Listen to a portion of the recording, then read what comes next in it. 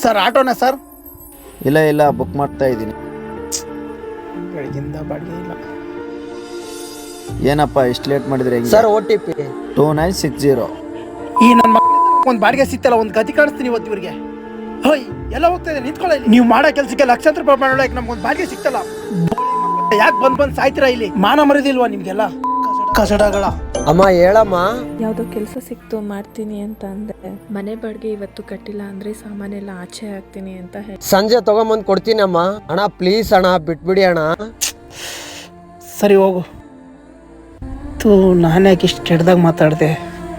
ಪಾಪ ಏನು ಬೇಜಾರು ಮಾಡ್ಕೊಂಡೋ ಏನೋ.